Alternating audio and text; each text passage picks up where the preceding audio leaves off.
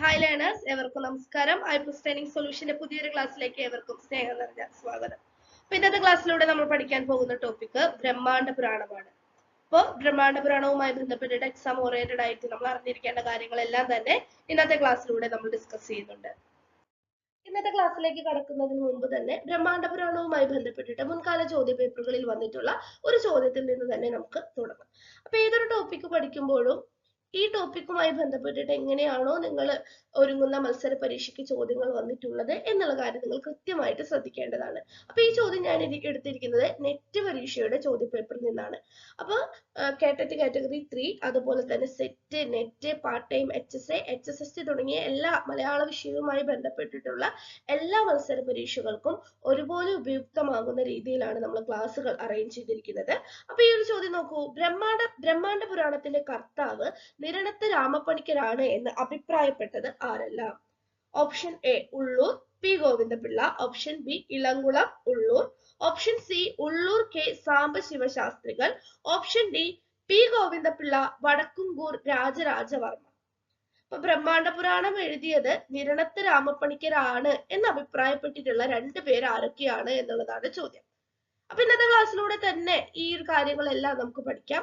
അപ്പൊ എന്താണ് ബ്രഹ്മാണ്ഡ പുരാണം, ഭാഷാ ഗദ്യ വികസനത്തിലെ അല്ലെങ്കിൽ ഭാഷയുടെ ചരിത്രത്തിൽ എന്താണ് ബ്രഹ്മാണ്ഡ പുരാണത്തിനുള്ള സ്ഥാനം, ബ്രഹ്മാണ്ഡ പുരാണത്തിന്റെ ഭാഷാപരമായിട്ടുള്ള പ്രത്യേകതകൾ, ബ്രഹ്മാണ്ഡ പുരാണം എന്നുള്ള ടോപ്പിക്കുമായി ബന്ധപ്പെട്ടിട്ട് മുൻകാല ചോദ്യ പേപ്പറുകളിൽ വന്നിട്ടുള്ള ആവർത്തന ചോദ്യങ്ങൾ എന്നിവയെല്ലാം തന്നെ ഇന്നത്തെ ക്ലാസ്സിൽ നമ്മൾ ഡിസ്കസ് ചെയ്യുന്നുണ്ട്. നമുക്ക് ക്ലാസ്സിലേക്ക് കടക്കാം. ബ്രഹ്മാണ്ഡ പുരാണം ഭാഷാ കൗടില്യത്തിന് ശേഷം ഗദ്യത്തിന്റെ വളർച്ചയെ കാണിക്കുന്നത് ബ്രഹ്മാണ്ഡ പുരാണം പോലെയുള്ള നമ്പ്യാർ തമിഴ് കൃതികളാണ്. നമ്മൾ പറഞ്ഞു ബ്രഹ്മാണ്ഡ പുരാണം നമ്പ്യാർ തമിഴ് കൃതികളാണ് എന്ന് നമ്മൾ പറഞ്ഞു. അപ്പൊ എന്താണ് നമ്പ്യാർ തമിഴ് എന്നൊക്കെ കഴിഞ്ഞ ക്ലാസ്സിൽ നമ്മൾ പഠിച്ചതാണ്.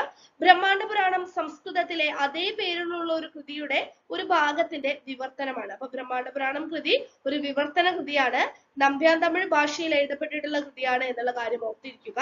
അടുത്ത പോയിന്റ് നോക്കൂ.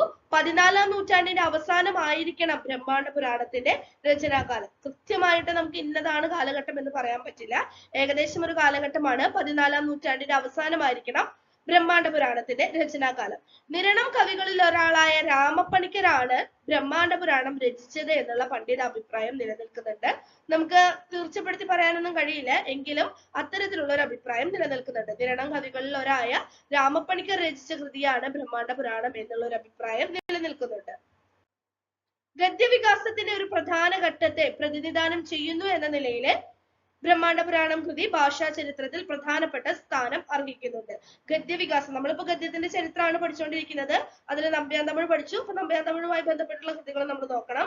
ഗദ്യവികാസത്തിന്റെ ഒരു പ്രധാന ഘട്ടത്തെ പ്രതിനിധാനം ചെയ്യുന്നു എന്ന നിലയ്ക്ക് ബ്രഹ്മാണ്ഡ പുരാണം കൃതിക്ക് ഭാഷാ ചരിത്രത്തിൽ പ്രധാനപ്പെട്ട സ്ഥാനമുണ്ട്.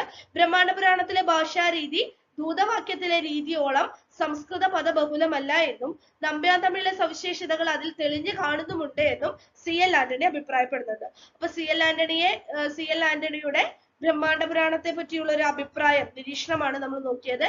ഇത്തരത്തിലുള്ള നിരീക്ഷണങ്ങൾ പരീക്ഷയ്ക്ക് സാധാരണയായിട്ട് ചോദിക്കാറുള്ളത് കൊണ്ട് കൃത്യമായിട്ട് പഠിച്ചു വെക്കാനായിട്ട് ശ്രമിക്കണം. ബ്രഹ്മാണ്ഡ പുരാണത്തിലെ ഭാഷാരീതി ദൂതവാക്യത്തിലെ രീതിയോളം സംസ്കൃത പദബഹുലമല്ല. നമ്പ്യാർ തമിഴിലെ സവിശേഷതകൾ ഏതിലെ? ബ്രഹ്മാണ്ഡ പുരാണത്തിൽ തെളിഞ്ഞ് കാണുന്നുണ്ട്. ആരുടെ നിരീക്ഷണമാണ്? CL ആന്റണിയുടെ നിരീക്ഷണമാണ്. ബ്രഹ്മാണ്ഡ പുരാണത്തിന്റെ ഭാഷാപരമായിട്ടുള്ള സവിശേഷതകളിലേക്കാണ് നമ്മൾ അടുത്തതായിട്ട് കടക്കുന്നത്. അപ്പൊ ബ്രഹ്മാണ്ഡ പുരാണം രചിക്കുന്നത് 14-ാം നൂറ്റാണ്ടിലാണ് എന്ന് നമ്മൾ പറഞ്ഞു.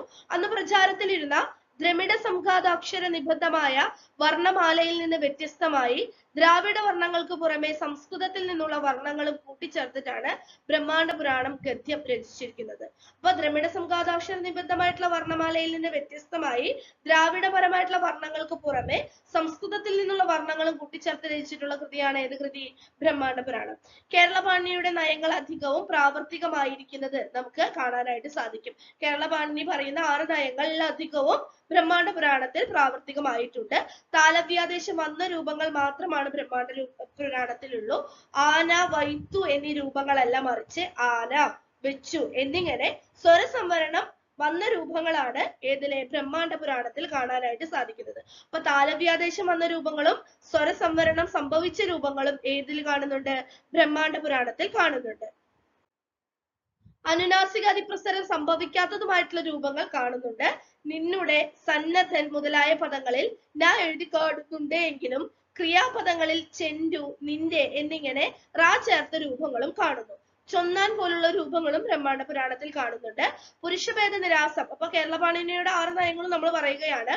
അതിൽ പുരുഷഭേദ നിരാസം പൂർണ്ണമായും സംഭവിച്ചിട്ട് കഴിഞ്ഞിട്ടില്ല എന്ന് ബ്രഹ്മാണ്ഡ പുരാണം ഗദ്യത്തിന്റെ ഭാഷ പരിശോധിച്ചാൽ നമുക്ക് മനസ്സിലാക്കാനായിട്ട് സാധിക്കും.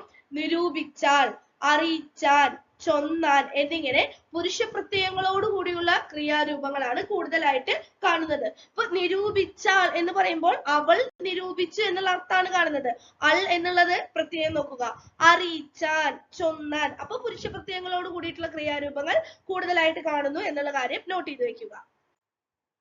മധ്യകാല മലയാളത്തിന്റെ സവിശേഷതയായ നാരൂപങ്ങൾ ബ്രഹ്മാണ്ഡ പുരാണത്തിൽ വ്യാപകമായിട്ട് പ്രയോഗിച്ചു കാണുന്നു. നാമപദങ്ങളും ക്രിയാപദങ്ങളും കേരള ഭാഷയുടെ സ്വഭാവം പ്രകടിപ്പിച്ചു കാണുന്നു. അർ, കൽ എന്നീ ബഹുവചനങ്ങൾ ചേർത്ത് അവർകൾ എന്ന പൂജക ബഹുവചനം പ്രയോഗിച്ചു കാണുന്നു. അൻ തന്നെയാണ് പുല്ലിംഗ പ്രത്യയം, ദൂതൻ, പുത്രൻ തുടങ്ങിയ ഉദാഹരണം. ആദി സ്വരാഗമം വന്നതും വരാത്തതുമായിട്ടുള്ള രൂപങ്ങൾ ഏതിൽ കാണുന്നുണ്ട്? ബ്രഹ്മാണ്ഡ പുരാണത്തിൽ കാണുന്നുണ്ട്.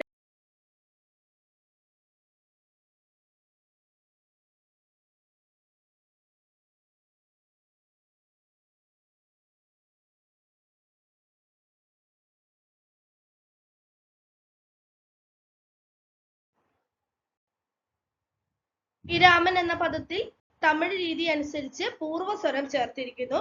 എന്നാൽ രാജാവ് എന്ന പദത്തിൽ ചേരുന്നില്ല എന്ന വസ്തുതയും നോക്കേണ്ടതാണ്.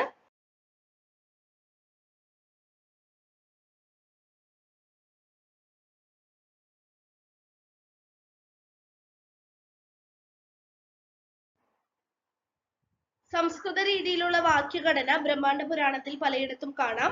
രാജാവിനുണർത്തുക, അയോധ്യയെ പ്രാപിച്ചു, രാജാവിനാൽ തോൽക്കപ്പെട്ടു, രാജ്യത്തിനു ചെന്തു മുതലായ പ്രയോഗങ്ങളാണ് കാണിക്കുന്നത്. അപ്പൊ സംസ്കൃത രീതി അനുസരിച്ചിട്ടുള്ള ഒരു വാക്യഘടനയ്ക്ക് ഉദാഹരണമാണ് ഇവയെല്ലാം തന്നെ.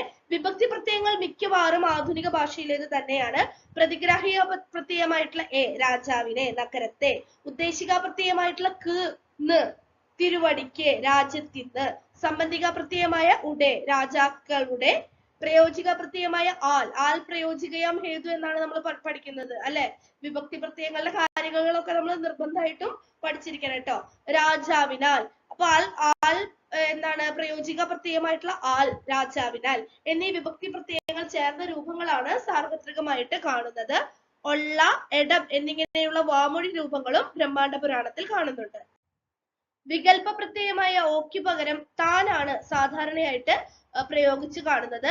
മരിക്കതാൻ, ഇപ്പൊ വികല്പ പ്രത്യയമായിട്ടുള്ള ഓക്ക് പകരം എന്താണ്? താൻ എന്നുള്ള പ്രത്യയം ഉപയോഗിച്ചു കാണുന്നു. ഒട്ടു വളരെ സംസ്കൃത പദപ്രയോഗങ്ങളും ശൈലികളും കാണാനായിട്ട് സാധിക്കും. വസ്ത്രശയ നാദിനി, വിസ്തരേണു കുതൂഹലിച്ചു, അപ്പൊ ഇത്തരത്തിലുള്ള സംസ്കൃത പ്രയോഗങ്ങൾ കാണാനായിട്ട് സാധിക്കും. അപൂർവങ്ങളായിട്ടുള്ള പദപ്രയോഗങ്ങൾ പ്രയോഗിച്ചു കാണുന്നു. എന്താണ്?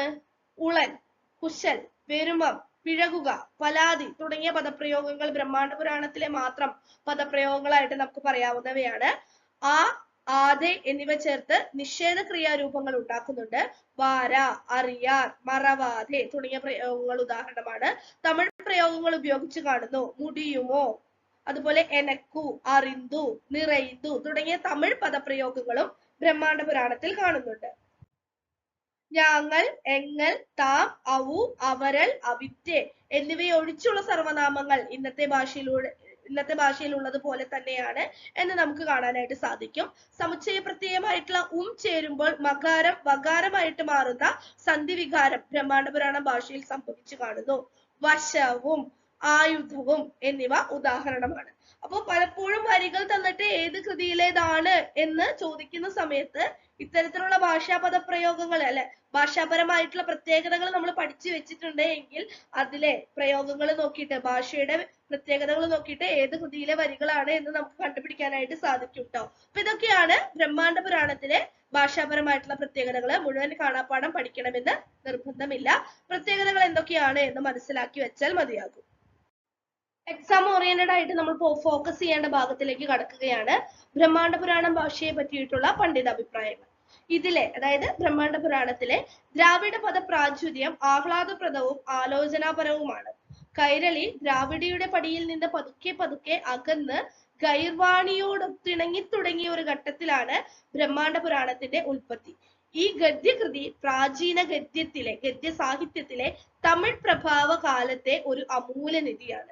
ഗദ്യ സാഹിത്യ ചരിത്രത്തിലെ TM ചുമ്മാറാണ് ഇപ്രകാരം അഭിപ്രായപ്പെടുന്നത്. അപ്പൊ പരീക്ഷയ്ക്ക് ചോദിച്ചിട്ടുണ്ടായിരുന്ന ഭാഗം എന്ന് പറയുന്നത് ഈ കൃതി പ്രാചീന ഗദ്യ സാഹിത്യത്തിലെ തമിഴ് പ്രഭാവ കാലത്തെ ഒരു അമൂല്യനിധിയാണ്.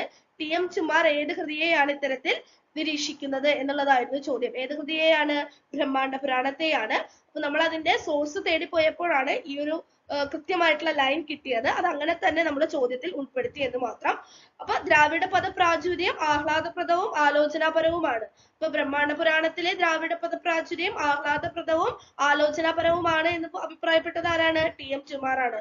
പിന്നെ വരുന്ന പരീക്ഷയ്ക്ക് ഇങ്ങനെ ചോദ്യം വരാനുള്ള സാധ്യതയുണ്ട്. അതുകൊണ്ടാണ് ഇമ്പോർട്ടന്റ് ആയിട്ടുള്ള ഭാഗം മുഴുവനായിട്ട് നമ്മൾ ഉൾപ്പെടുത്തുന്നത്. കൈരളി ദ്രാവിഡ പടിയിൽ നിന്ന് പതുക്കെ പതുക്കെ അകന്ന് ഗൈർവാണിയോടൊത്തിണങ്ങി തുടങ്ങിയ ഒരു ഘട്ടത്തിലാണ് ബ്രഹ്മാണ്ഡ പുരാണത്തിന്റെ ഉൽപ്പത്തി. TM ചുമ്മാറിന്റെ അഭിപ്രായമാണ്. ഈ ഗദ്യകൃതി പ്രാചീന ഗദ്യ സാഹിത്യത്തിലെ തമിഴ് പ്രഭാവ കാലത്തെ ഒരു അമൂല്യനിധിയാണ്. ഇതും അഭിപ്രായപ്പെടുന്നത് ആരാണ്? TM ചുമ്മാറാണ്. അപ്പൊ ഗദ്യചരിത്രം, TM ചുമ്മാറിന്റെ ഗദ്യചരിത്രം എന്നുള്ള കൃതി കൃത്യമായിട്ട് ഒന്ന് റെഫർ ചെയ്യാനായിട്ട് നിങ്ങൾ എല്ലാവരും ശ്രമിക്കണം. അടുത്തത് KN എഴുത്തച്ഛന്റെ നിരീക്ഷണമാണ്. ആളുകൾ ഉപയോഗിച്ചിരുന്നതെന്ന് കരുതിക്കൂടാ, ഗദ്യകൃതികൾ രചിക്കാൻ പണ്ഡിതന്മാർ ഉപയോഗിച്ചിരുന്ന ഒരു ഉയർന്ന തരം സാഹിത്യ ഭാഷയായിരിക്കണം ഇതിൽ അടങ്ങിയിരിക്കുന്നത്. അത് സംസ്കൃത പ്രചുരമാണെന്നത് തികച്ചും സ്വാഭാവികമാണ് താനും. അപ്പൊ ബ്രഹ്മാണ്ഡ പുരാണം ഭാഷയെ കുറിച്ചുള്ള KN എഴുത്തച്ഛന്റെ നിരീക്ഷണമാണിത്. ഇനി അടുത്തത് PV വേലായുധം പിള്ളയുടെ നിരീക്ഷണമാണ്. ഹിന്ദു ഗദ്യം എന്ന് അന്യഥാ വിളിക്കാവുന്ന മധ്യകാല ഗദ്യത്തിന്റെ സാമാന്യ സ്വഭാവങ്ങളെല്ലാം ധാരാളമായി കാണിക്കുന്ന ഒരു നമ്പ്യാൻ തമിഴ് ഗ്രന്ഥമാണ് ബ്രഹ്മാണ്ഡ പുരാണം. ആരുടെ നിരീക്ഷണമാണ്? PV വേലായുധ പിള്ളയുടെ നിരീക്ഷണമാണ്. ഇനി മലയാള ഭാഷാ കൗടില്യത്തിലും ബ്രഹ്മാണ്ഡ പുരാണത്തിലും എപ്രകാരമാണ് വരുന്നത് എന്നുള്ളത് നമുക്കൊന്ന് നോക്കാം. രാജ്യഭാഷയായ തമിഴിന്റെയും പണ്ഡിത ഭാഷയായ സംസ്കൃതത്തിന്റെയും സമ്മർദ്ദങ്ങൾക്ക് വിധേയമായിട്ടുള്ള ഭാഷയാണ് ഭാഷാ കൗടില്യത്തിൽ കാണുന്നത്. ഭാഷാ കൗടില്യം പഠിച്ച സമയത്ത് നമ്മൾ കൃത്യമായിട്ട് ഭാഷയുടെ സ്വഭാവ സവിശേഷതകൾ പഠിച്ചതാണ്. ഇക്കാരണത്താൽ വ്യാകരണപരമായിട്ടുള്ള തികഞ്ഞ അരാജകത്വവും അവ്യവസ്ഥിതത്വവും ഏതിൽ കാണാം? ഭാഷാ കൗടില്യത്തിൽ കാണാം. ഇങ്ങനെ ധാരാളം പരിമിതികൾ ഉണ്ടെങ്കിലും അർത്ഥശാസ്ത്രം പോലെ ബഹുതല സ്പർശിയായിട്ടുള്ള വിഷയ സ്വഭാവമുള്ള ഒരു ശാസ്ത്ര ഗ്രന്ഥത്തെ വ്യാഖ്യാനിക്കാൻ പാകത്തിന് 12ാം നൂറ്റാണ്ടിലെ മലയാള ഗദ്യം പ്രാപ്തമായിരുന്നു. മലയാള ഗദ്യഭാഷ ഭാഷാ കൗടില്യത്തിൽ നിന്ന് ബ്രഹ്മാണ്ഡ പുരാണത്തിലേക്ക് എത്തുമ്പോൾ ഏറെ മാറ്റങ്ങൾ സംഭവിച്ചതായിട്ട് കാണാം. അതിൽ ഏറ്റവും പ്രധാനപ്പെട്ടതാണ്, നമ്മൾ ഭാഷാപരമായിട്ടുള്ള പ്രത്യേകതകൾ പറഞ്ഞു. കേരള പാണിനിയുടെ 6 നയങ്ങൾ സംഭവിച്ച രൂപങ്ങളും സംഭവിക്കാത്ത രൂപങ്ങളും ഭാഷാ കൗടില്യത്തിൽ കാണാം. 6 നയങ്ങളുടെ കാര്യത്തിൽ കാണുന്ന നിറഞ്ഞ അവ്യവസ്ഥിതത്വത്തിന്റെ ഏറെ മാറ്റം ബ്രഹ്മാണ്ഡ പുരാണം ഗദ്യത്തിൽ എത്തുമ്പോൾ കാണാനായിട്ട് കഴിയും. കേരള പാണിനിയുടെ നയങ്ങളിൽ അധികവും സംഭവിച്ച രൂപമാണ് കാണാനായിട്ട് സാധിക്കുന്നത്. അപ്പോ ഭാഷാ കൗടില്യത്തിന്റെ ഭാഷാപരമായിട്ടുള്ള പ്രത്യേകതകൾ പഠിച്ചപ്പോൾ നമ്മൾ എന്താ പറഞ്ഞേ? ഈ 6 നയങ്ങൾ സംഭവിച്ച രൂപങ്ങളുമുണ്ട്, സംഭവിക്കാത്ത രൂപങ്ങളുമുണ്ട്. അപ്പൊ ഭാഷാ കൗടില്യത്തിൽ നിന്ന് ബ്രഹ്മാണ്ഡ പുരാണത്തിലേക്ക് എത്തുമ്പോൾ കേരള പാണിനിയുടെ 6 നയങ്ങളിൽ അധികവും സംഭവിച്ച രൂപങ്ങളാണ് ബ്രഹ്മാണ്ഡ പുരാണത്തിൽ കാണുന്നത് എന്നുള്ള പോയിന്റ് ഫോക്കസ് ചെയ്യുക, അണ്ടർലൈൻ ചെയ്ത് എഴുതി വെക്കുക, കൃത്യമായിട്ട് മനസ്സിലാക്കുക. സമുച്ചയ നിബാധമായിട്ടുള്ള മകാരം വകാരമാകുന്ന ഇന്നത്തെ രീതി ഭാഷാ കൗടില്യ കാലത്ത് നടപ്പാക്കിയിരുന്നില്ല. പടയും ഭണ്ഡാരവും കൊണ്ട് എന്നിങ്ങനെയുള്ള ഭാഷാ രീതിയാണതിൽ കാണുന്നത്. ഏതിൽ കാണുന്നത്? ഭാഷാ കൗടില്യത്തിൽ കാണുന്നത്. എന്നാൽ ബ്രഹ്മാണ്ഡ പുരാണത്തിൽ മകാരത്തിന് വകാരത്തിന്റെ സന്ധിവികാരം സംഭവിച്ചിരിക്കുന്നു. വംശവും ആയുധവും എന്നിങ്ങനെയുള്ള പദങ്ങള് നമുക്ക് ബ്രഹ്മാണ്ഡ പുരാണത്തിൽ നിന്ന് തന്നെ ഉദാഹരണങ്ങളാക്കിയിട്ട് എടുക്കാവുന്നതാണ്. പ്രതിഗ്രാഹിക പ്രത്യയമായി ഐ ഉപയോഗിക്കുന്നത് പോലെ നിലവാരപ്പെടാത്ത വിഭക്തി പ്രത്യയങ്ങളാണ് 12ാം നൂറ്റാണ്ടിൽ കാണപ്പെടുന്നത്. എന്നാൽ 14ാം നൂറ്റാണ്ടിലെ ബ്രഹ്മാണ്ഡ പുരാണ ഭാഷയിൽ ആധുനിക ഭാഷയോട് സാമ്യം തോന്നുന്ന തരത്തിലുള്ള വിഭക്തി പ്രത്യയങ്ങളാണ് കാണാൻ സാധിക്കുന്നത്. അപ്പൊ നമ്മൾ ഇപ്പോൾ വിഭക്തി പ്രത്യയങ്ങളായിട്ട് പറയുന്ന പ്രതിഗ്രാഹികയ്ക്ക് എ എന്നുള്ളത്, ആൽ എന്നുള്ളത് ആൽ പ്രയോജികയം ഹേതു, ഏതിനാണ്? പ്രയോജിക വിഭക്തിക്ക്. അപ്പൊ ഇത്തരത്തിലുള്ള ഇന്നത്തെ ആധുനിക ഭാഷയോട് സാമ്യം തോന്നുന്ന വിഭക്തി പ്രത്യയങ്ങൾ ബ്രഹ്മാണ്ഡ പുരാണം ഭാഷയിൽ കാണുന്നുണ്ട്. പഴയ സന്ധി നിയമങ്ങൾ തരിസാപ്പള്ളി ശാസനത്തിൽ കാണുന്നത് പോലെ ഭാഷാ കൗടില്യത്തിലും കാണാനായി കഴിയും.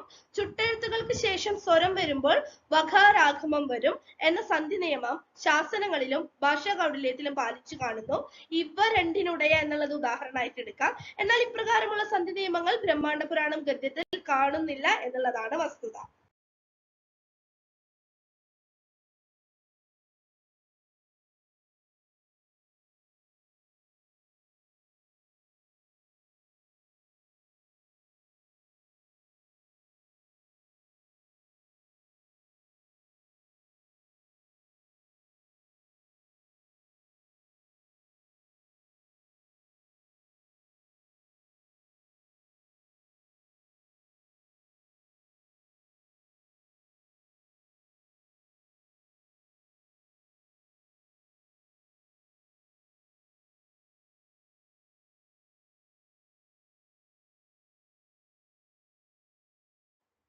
ശാസനങ്ങളിൽ നിന്നും ഭിന്നമായി ഋ എന്ന സ്വരം സ്വതന്ത്ര രൂപത്തിൽ ഭാഷാ കൗടില്യത്തിൽ പ്രയോഗിച്ചു കാണുന്നു. ഇങ്ങനെ വർണ്ണമാലയിൽ സംസ്കൃത സ്വാധീനം കാണുമ്പോഴും തദ്ഭവ രൂപങ്ങളും ഭാഷാ കൗടില്യത്തിൽ കാണാം. പദങ്ങളും ശൈലികളും പ്രയോഗങ്ങളും എല്ലാം തമിഴിന്റെയും സംസ്കൃതത്തിന്റെയും കേരള ഭാഷയുടെയും ഉറയ്ക്കാണ് കാണുന്നത്. ബ്രഹ്മാണ്ഡ പുരാണത്തിലേക്ക് എത്തുമ്പോൾ ഭാഷ കുറെ കൂടി ചെന്തമിഴിൽ നിന്നകന്ന് സംസ്കൃതത്തോട് അടുക്കുന്നതായിട്ട് കാണാനും മനസ്സിലാക്കാനും കഴിയും. എങ്ങനെയാണ് മധ്യകാല ഗദ്യത്തിലെ ഭാഷാ കൗടില്യത്തിൽ നിന്നും വ്യത്യസ്തമായിരിക്കുന്നത് എന്നുള്ളത് ബ്രഹ്മാണ്ഡ പുരാണത്തെ ഉദാഹരണമാക്കിക്കൊണ്ടാണ് നമ്മൾ ഇത്ര നേരം നോക്കിയത്. അക്കാലത്തെ ശാസനങ്ങളിലും 12ാം ശതകത്തിൽ വിരചിതമായിട്ടുള്ള കൗടില്യത്തിലും വ്യവഹാര ഭാഷയുടെ പ്രകടമായിട്ടുള്ള വ്യാപനങ്ങൾ കാണാനായിട്ട് സാധിക്കും.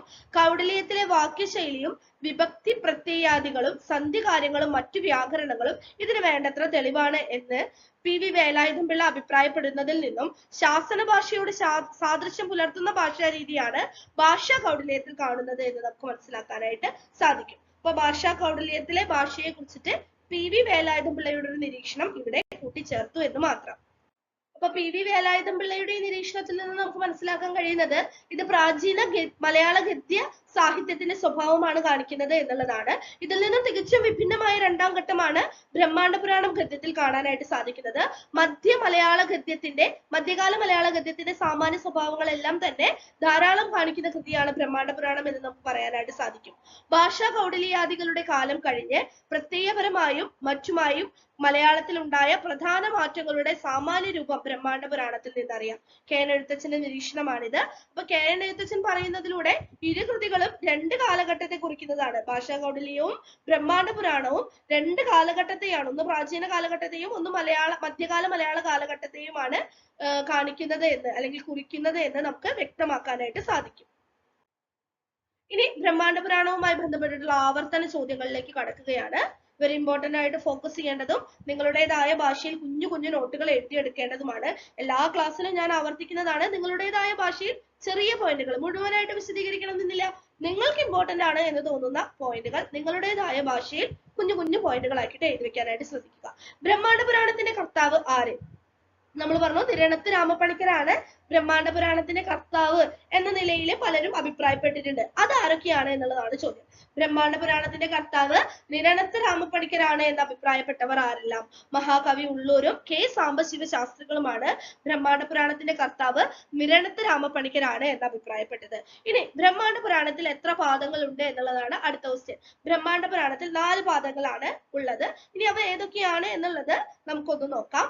ഉപോദ്ഘാതപാദം, പ്രക്രിയാപാദം, അനുഷംഘപാദം, ഉപസംഹാരപാദം എന്നിങ്ങനെ 4 പാദങ്ങളാണ് ബ്രഹ്മാണ്ഡ പുരാണത്തിലുള്ളത്. 123 അധ്യായങ്ങൾ ബ്രഹ്മാണ്ഡ പുരാണത്തിലുണ്ട്. ഇതിൽ ഉപോദ്ഘാത പാദത്തിലെ 21ാം അധ്യായത്തിലെ ഏതാനും ഭാഗങ്ങളാണ് ബ്രഹ്മാണ്ഡ പുരാണം ഗദ്യത്തിൽ വിവർത്തനം ചെയ്തിരിക്കുന്നത്. ബ്രഹ്മാണ്ഡ പുരാണത്തിന്റെ രചനാകാലം കൊല്ലവർഷം 648 മുമ്പാണ്. 14ാം ശതകത്തിൽ എഴുതപ്പെട്ടു എന്ന് കരുതുന്ന ഈ കൃതിയുടെ ഒരു താലിയോല പകർപ്പിൽ 648 ആണ്ട് ധനുമാസം 20-ാം തീയതി ഞായറാഴ്ചയും മകവും പഞ്ചമിയും അന്റെ എഴുതിക്കൂടിയത് എന്ന് പകർത്തിയ കാലം രേഖപ്പെടുത്തിയിട്ടുണ്ട് എന്ന് കണ്ടിട്ടുണ്ടെന്ന് ഉള്ളൂര് കേരള സാഹിത്യ ചരിത്രം 1-ാം ഭാഗത്തിൽ അഭിപ്രായപ്പെടുന്നുണ്ട്. അപ്പൊ 14ാം ശതകം കൊല്ലവർഷം 648 എന്നുള്ള കാര്യങ്ങൾ ബ്രഹ്മാണ്ഡ പുരാണത്തിന്റെ രചനാകാലമായിട്ട് ഓർത്തുവെക്കുക. അടുത്ത ചോദ്യം നോക്കാം. അടുത്ത ചോദ്യം ഒരു നിരീക്ഷണമാണ്. ബ്രഹ്മാണ്ഡ പുരാണത്തിലെ ഭാഷയും വേഷവും അനുകരണീയമായ നിലയിൽ കേരള ഭാഷാ ചരിത്രത്തിൽ ഒരു പ്രത്യേക സ്ഥാനം അർഹിക്കുന്നു.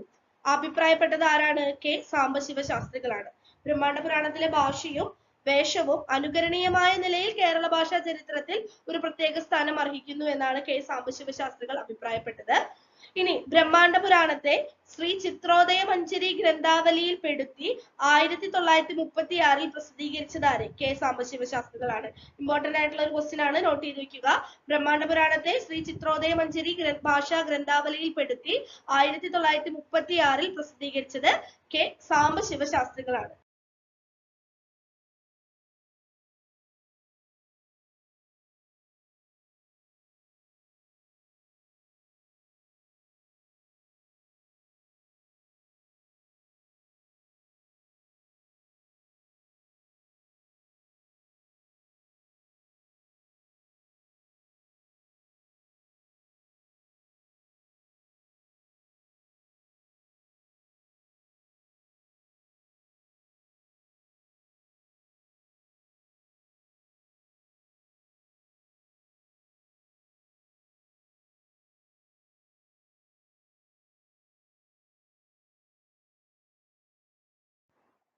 അടുത്ത ചോദ്യം ബ്രഹ്മാണ്ഡ പുരാണത്തിലെ വിഷയം എന്താണ് എന്നതാണ്. സംസ്കൃതത്തിൽ എഴുതിയ ബ്രഹ്മാണ്ഡ പുരാണത്തിലെ 71 അധ്യായത്തിലെ ചില ഭാഗങ്ങൾ മാത്രം നമുക്ക് കണ്ടുകിട്ടി, വിവർത്തന രൂപത്തിൽ കണ്ടുകിട്ടിയിട്ടുള്ളത്. അതില് കേരളോൽപ്പത്തി കഥ, ഭദ്ര ദീപ പ്രതിഷ്ഠാവധം എന്നിവ പ്രധാന വിഷയമായിട്ട് ഉൾച്ചേർത്തിരിക്കുന്നു.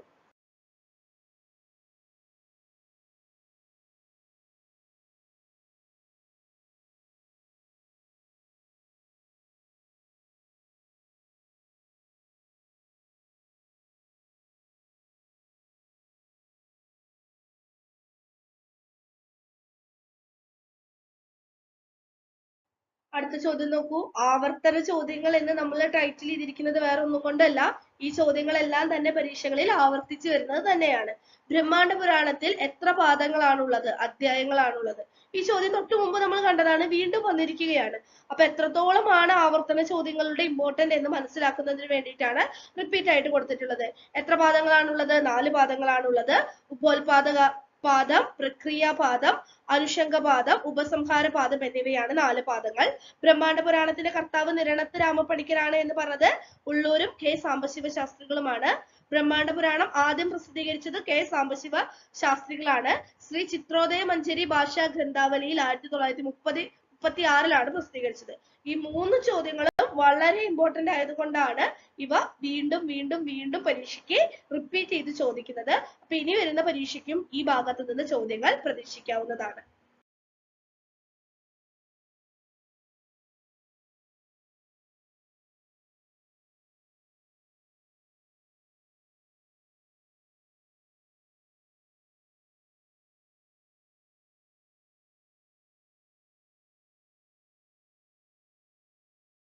ഈ ചോദ്യത്തിന്റെ ഉത്തരം നിങ്ങൾക്ക് എല്ലാവർക്കും കിട്ടിയിട്ടുണ്ടാകും. എന്താണ് ശരിയായിട്ടുള്ള ഉത്തരം? ബ്രഹ്മാണ്ഡ പുരാണത്തിന്റെ കർത്താവ് നിരണത്ത് രാമപ്പണിക്കരാണ് എന്ന് അഭിപ്രായപ്പെട്ടത് ആരെല്ലാം എന്നുള്ളതായിരുന്നു ചോദ്യം. Option C Ulloor, K Sambasiva Sastrikal. അപ്പൊ ഉള്ളൂരും സാംബശിവ ശാസ്ത്രികളുമാണ് ബ്രഹ്മാണ്ഡ പുരാണത്തിന്റെ കർത്താവ് നിരണത്ത് രാമപ്പണിക്കരാണ് എന്ന് അഭിപ്രായപ്പെട്ടത്.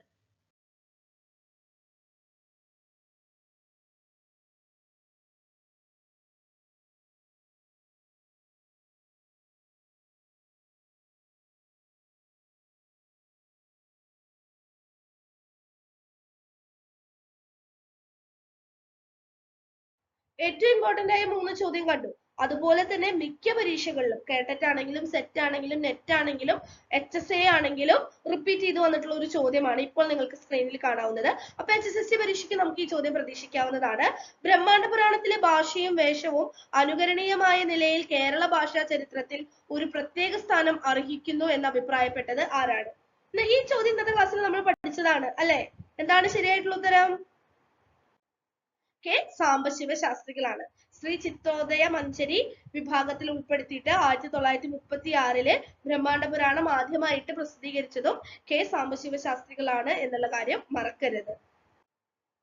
അപ്പൊ ഇന്നത്തെ ക്ലാസ് എല്ലാവർക്കും ഉപകാരപ്രദമായി എന്ന് കരുതുന്നു. Thank you learners.